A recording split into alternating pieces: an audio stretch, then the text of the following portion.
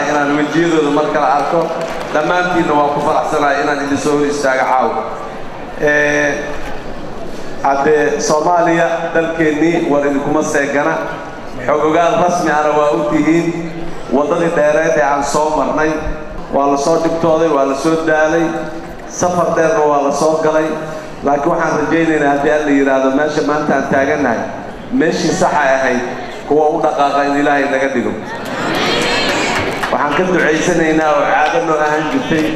sanada kadib intaan soo soconno inaan dib ugu soo laabanno isgoyskii aan sanado ka hor ka dhaqaaqna haddana inaan ku soo noqono 2000 aan dhaqaaqnay oo markii ugu horeysay oo dawlad Soomaaliyeed oo dad Soomaaliyeed isu yimid ay sameystaan ahayday 2 sano mandate ay dawladdaas lahayd 2 sano kadib waa soo noqonay meeshii aan ka dhaqaaqnay odayaasha dhaqanka loo yeero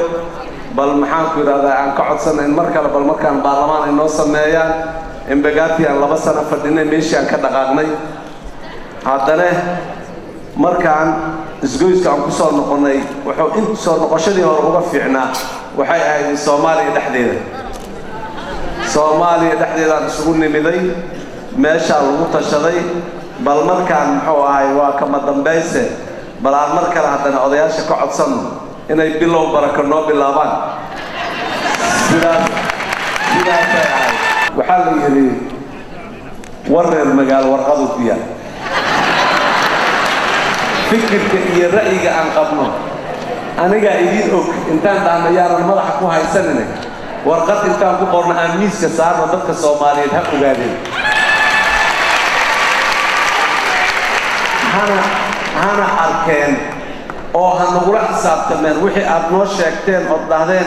waxaasaan samaynaynaa waa kuwan waxa aad samaynaysaanna way ka duwan yihiin in la yiraahdana oo nala xisaabtamo oo nala qabto markaan wadada ka leexan oo aanan annaga idin og intaan idin dhahno maalinna waa inta aanan dhihin waxaan samaynay dokumenti la yiraahdo asaaska ama maxaan ku raadayay guddiga bilowga cusub ee Soomaaliya dokumentigaasi wuxuu ka koobmaa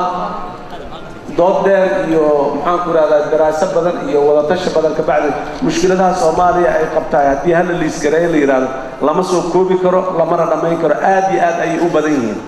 war kuwee daran maxay sheekadii ahayday falaarta isha ku taala iyo mid salka ku taala teenka gooya bal aan fariisteen muxuu ahay mid salka xikaayadaas waa xikmad yani weyn waxaan ka fiirnay marka qadaayaadka ama issueska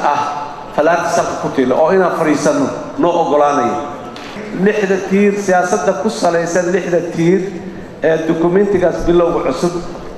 oo u bixinay the foundations of new beginning afka kala ugu yiraaha sameeyay 6daasi waxay xikmadda isalka ku hayaan waxay tahay mashaakilaadkii markii la fiiriyay qaarna waa marka aad xalliso mushkilad ayada ka xallisantay qaarna waxa waay marka aad xalliso mushkilada badan oo kala dabayilay ka xallinaysa koo waxaan dhahnay mushkiladda asaasiga ugu weyn ee Soomaaliya maanta in wax laga bilaabo u baahan waa amniga markii aan helno qofka Soomaaliga ay caawa asigoo aan cabsanayn inuu sariirtiisa seexan karo marka amni inaan helnahay waxay ahayd koo waxaan dareennay amni haddii uu ilaa xaddi suurtagal la helo wax badan oo kale nolosha fududayn lahay oo nolosha muxuu adduunyada iyo aakhirada fududayn lahaa inay suurtagal yihiin amniga sidaasaan koo uga dhigno amniga marka waxaa jirta xikmad dhahaysa amniga haddii aanu lahayn sharci rule of law يعني هذا قصة الاثنين شرعي أو ليرادو وأمني كذي وحو أساسه هاي باللغة أما سميسن كديكتاتورية ده أمني جو بلغة عقارة هلا يقول واحد هلا حرق إذا عبد سالت الباب ده للصار وحول بقى لو مرة أمني وحال يراو أساس الديكتاتورية ده مركع عنه شرعي مركع عاد شرعي كذي أدهيسه وانت يالو لكن امني انو جرينا هو اساسي بلوغ فوضى iyo anarkiga iyo maxaa ahaa meesha ka dhigay marka labadu kala ma socon karaan waa inay socdaan xanaan marka qodobka lagu xijinayo amniga kulli faaqan aan ka hari karin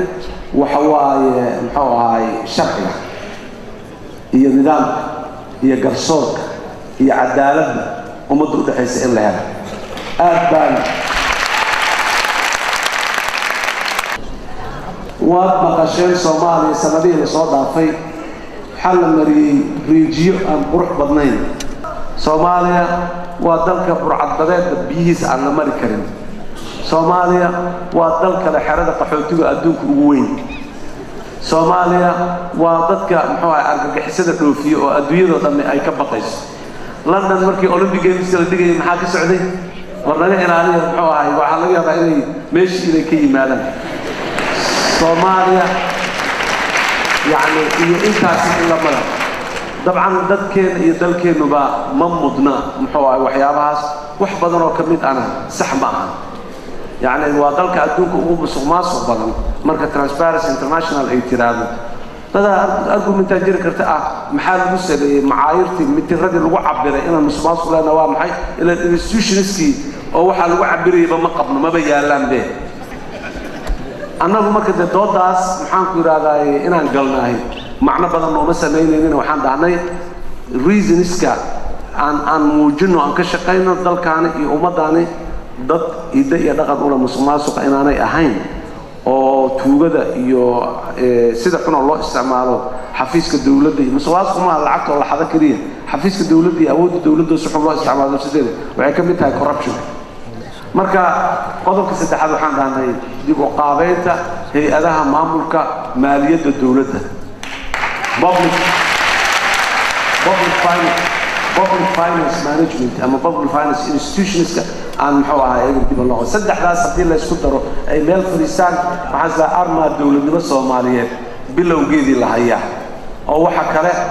ay yihiin ku sii dul dhis waxaas lacagta yar ummadda la heeradii la helo sidii intii ummadda u gooyin karto u gaari karto loogu qabto amni ay muxuu ahay cawada ku seexatay ay hesho garsoor hadii maxaan ku raada ila bini aadana waa la macaamilaya waa la isqabanaya hadii la macaamilo la isqabto meel la aado oo lagu kalsoon yahay oo aan aadaya garsoorka maxkamadda anoo ku kalsoon inaan cadaalad ka soo helin laakiin anoo og inaan cadaalad ka soo helin waxa ka imaanaysa inaan marka iraado meeshaan cadaalad taalo qorigeyga ka ah yaa